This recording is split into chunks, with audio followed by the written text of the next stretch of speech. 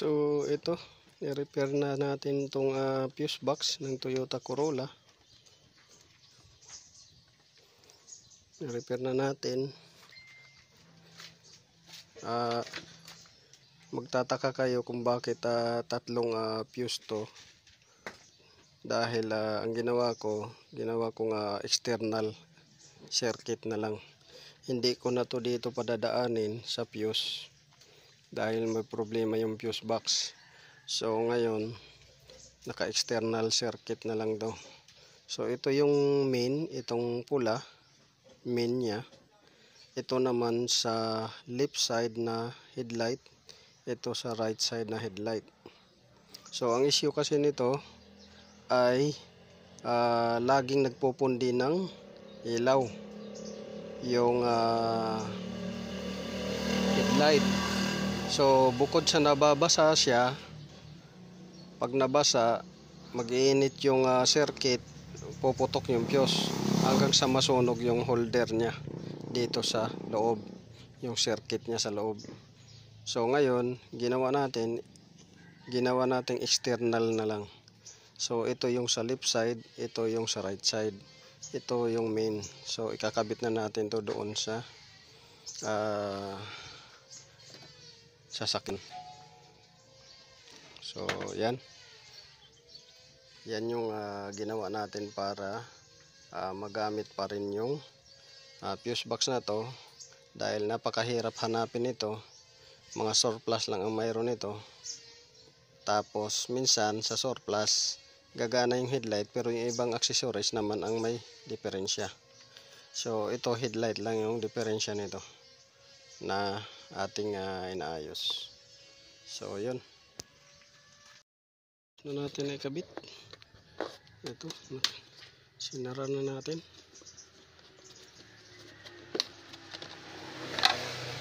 So ayan, nakakabit na. So ito yung main na fuse para sa headlight. Ito yung right side fuse, ito yung left side fuse.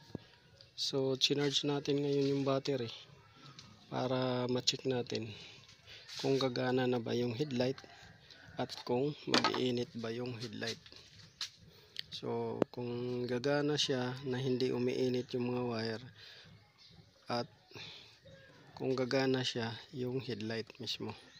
So ito yung mga fuses, right left side main fuse. So hindi na natin ginamit yung loob para hindi masunog tsaka hindi makasira ng battery. So charge natin ngayon yung battery gamit itong battery charger natin. Yan. So check natin yung battery. So 2 bars lang yung ano.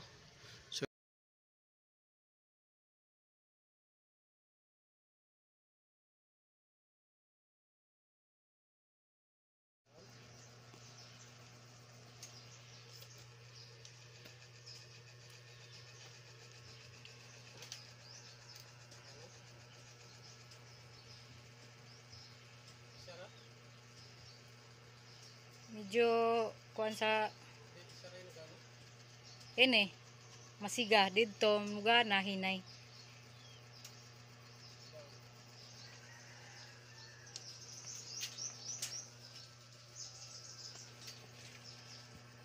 Okay man. Okay man. Okay na.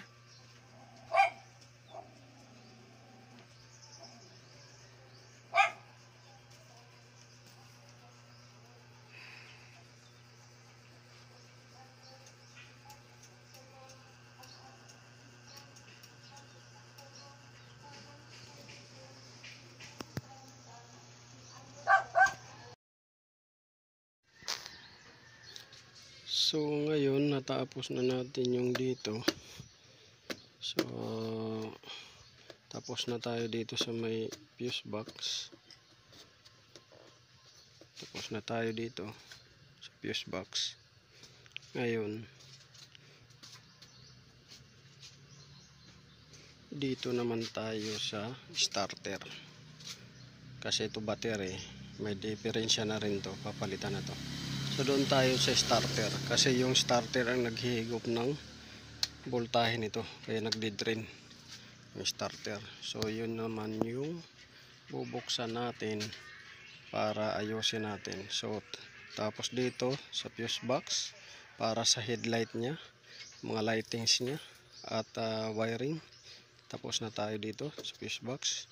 So doon naman tayo sa starter para ating i-repair. So yung mga previous week o month habang nag-aantay tayo, ay previous week days habang nag-aantay tayo ng fuse box, yung ginagawa natin ay yung mga parts na binili natin na repair kit sa steering pump, repair kit sa steering rack, CV joint, velocity, yun, binuo natin lahat para naka-ready na. So far ready na siya at lahat. At ito naman yung check natin. At nag-check rin tayo ng ano doon, wiring. Check din tayo dito ng mga wiring. Ito, kaya nakabaklas-baklas yan. So yun sir, ang update. So ito naman starter yung i-check natin at i-repair natin kung ano yung naging problema nito. Dahil naghihigop to ng voltahe ng battery. So kung nakikita nyo, parang ever since hindi pa talaga to nabuksan dahil kumapal na yung dumi nya. Ayan. So ito naman yung gagawin natin. Una, itetest natin kung pumapalo. Ngayon kung hindi pumapalo,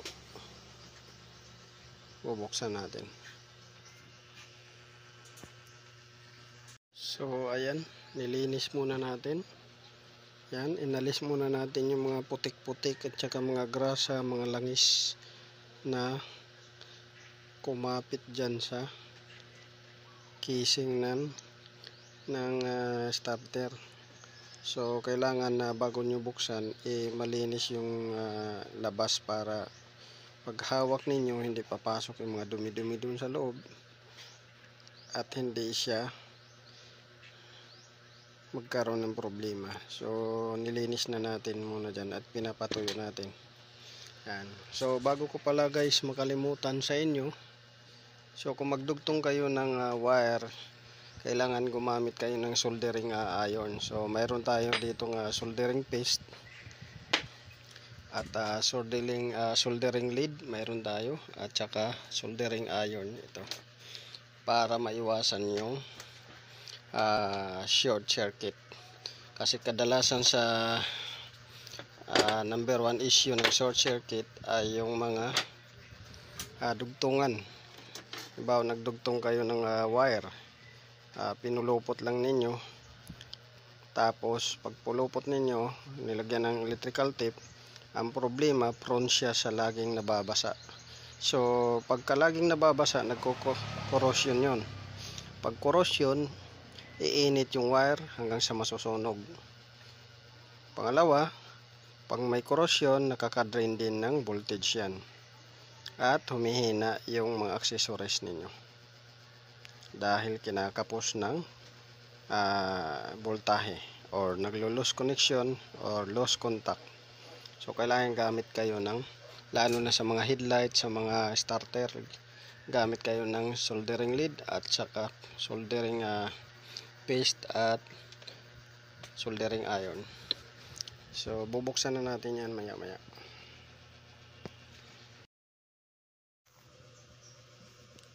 So dito i-check natin to kung pumapalo ba to, ganyan. I-check natin. So dito nakakabit yung positive wire nang galing sa battery, dito nakakabit. Ito yung transfer circuit nya patungo to dito sa winding ng stator, ito, or starter or dito sa carbon brush. So paano mo i-check nito? Lagyan lang ninyo dito ng positive at i-ground ninyo dito. Dapat gaganon to. So negative, lagay natin sa body. So dapat so pagka ganyan kumikislap, meaning ano yan, short na, short yan pagka yan kumikislap. So hindi gumagana, stuck up na yung ano nito. So dapat gaganon to, gaganon, magre-response. Ang problema, yung solenoid na to is stuck up na, short circuit pa. So dito ang terminal ng positive, ito yung transfer ng circuit ng positive patungo dito sa carbon brush. So ngayon confirm natin ito nasira. So dito naman tayo sa starter motor. Okay. So dito guys, nabuksan na natin at na-check, visual check. So una, ito chinik natin, stuck up na, at saka yung contact niya ay short na, nag-short na. So ating na-check na to, solenoid, starter solenoid valve. So ito siya, palitin na to, kailangan ng palitan. Original pa talaga niya to. So mayroon na siguro itong mga ilang years. So 15 years or 20 years. Original pa niya to. Di pa talaga to napalitan. 15 to 10 years or ilang taon na yung sasakyan, 99 model. So mayroon na siyang mga, kung 99 model guys, mayroon na siyang mga 20 years. So mayroon na siyang mga 20 years mahigit. So ngayon ating nabuksan, pagkabukas natin itong carbon brush cover, unang-una marami na siyang dumi, marami na siyang carbon, mga debris, mga wear ng carbon na nakakapit palibot. So yan.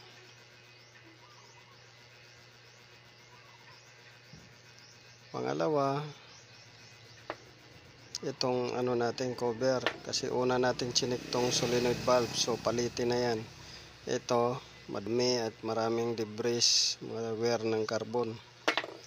So pangatlo, kasi ang kasunod nito, itong carbon brush holder. So yung carbon brush holder, pudpud na siya. Ayan, pudpud na siya hanggang sa uminit na to siya dahil nag-short na, hanggang sa naputol na yung carbon brush, hanggang sa naputol na. Ito siya, yan, yung carbon brush na yan naputol dahil uminit na, nag-short na siya. Tapos nabasa pa yata ito ng tubig. Ayan, may kalawang, yan, may kalawang. So pinasok ng tubig, nag-short, hanggang sa uminit yung wire. Ayun, naputol. Pagkaputol niya, nag-short na siya. So pag short niya, ito ngayon ang naapektuhan. So ito yung kaputol ng isang carbon brush. Ito positive, ito positive carbon brush, ito positive carbon brush. So dalawa yung positive carbon brush. So ang naputol sa positive carbon brush, hanggang pagkaputol nito sumayad. Pagsayad dito, siyempre naputol, positive.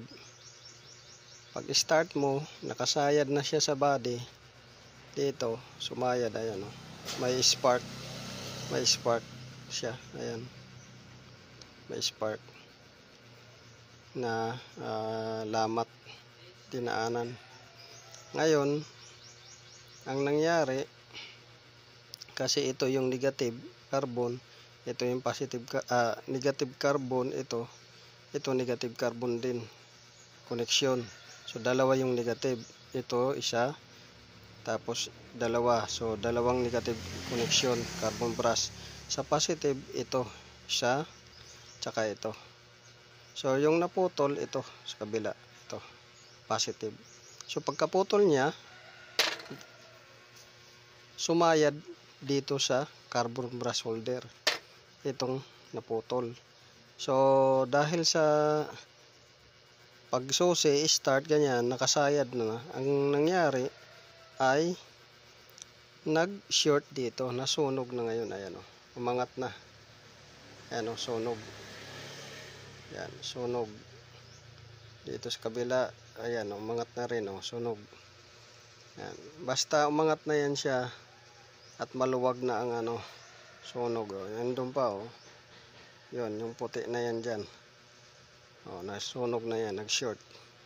Dahil nga, kaya nasunog tong winding na to, itong winding na to, kaya nasunog. Dahil sumayad ito, kaputol, dito, sa carbon brush holder. Pagsayad niyan, ngayon, ang battery ang maapektuhan dahil higupin niya yung voltahe. Higupin niya yung voltahe. Pagkahigop niya ng voltahe nito, magde-drain yung battery. Masisira at masisira yung battery. Dahil panay charge kayo ng battery, cha-charge nyo naman, tapos salpak. Ngayon, kumakain to ng voltahe. Nagde-drain. So, ito siya, palitin na, sira. Ito rin siya, palitin na, sira. Ito. At saka ito. So, pagdating naman dito sa stator, ito yung stator sa armature, ito naman ang problema niya. Dahil nag-short na yon, ito nag-short na rin. So, yung commutator brush or brush brush contact, ito ang tawag nito, commutator brush. Ito yung segment na yan. Ngayon ito nabungi, yan, nabungi, may bungi, ito nabungi rin, ito nabungi rin, ito nabungi, tapos ito nabungi, ito bungi. So halos 10 yung nabungi dito. So palitin na to, dahil hindi na rin magagamit yan, dahil once na yung carbon brush dyan, lagi nabubungi yan. Bubungiin niya yung bagong carbon brush, dahil yung carbon brush ay yung commutator brush, bungi, maapektuhan yung carbon brush, bubungiin din niya yan, sisirain yan. Tapos ito may sign na rin ng short circuit siya. Ayan, malalaman nyo guys pagka may mga short circuit to siya, dahil yan, kahit hindi nyo gamitan ng tester, luluwag yung mga windings sa loob. Ayan, lumuwag yung windings. Kumbaga nangatunaw na yung insulation niya, natunaw na. At manipis na rin yung commutator brush. Ayan sobrang nipis na di ba? Makapal to dapat mga ganyan ang kapal yan yan, manipis na. So automatic ito, papalitan na to siya ng buo. Dahil sira to, sira din to, at sira to. So, di ka rin naman makabili ng ganito lang. At ito, pwede bumili ng ganito lang. Pero ito, wala kang mahanap na ganito magtitinda. Kompleto yan. So, yan. So, yun. So, i-review ko lang bakit nagde-drain ang battery ninyo. Dahil yung rotor, winding at saka commutator brush ay short circuit na. Yung stator, short circuit na rin. Yung carbon brush holder, short circuit na rin. At solenoid valve, short circuit na rin. So magde-drain yung battery ninyo, ipa-charge na naman ninyo, gagamitin ninyo, drain na naman, charge. So, masisira at masisira talaga yung battery nyo kung ito ang problema, starter. Minsan, hindi lang starter, minsan alternator din. Problema yan. Pero malalaman nyo kung alternator ay may problema, ay ayaw mag-charge. Yan. At minsan, nangangamoy siya.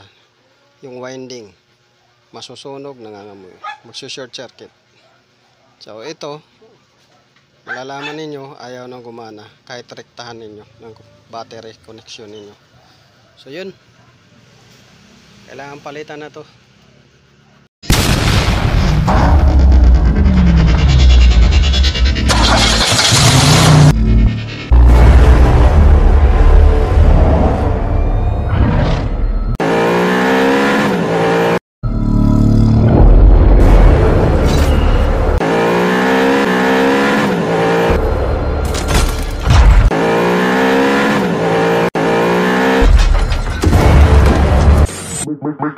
Make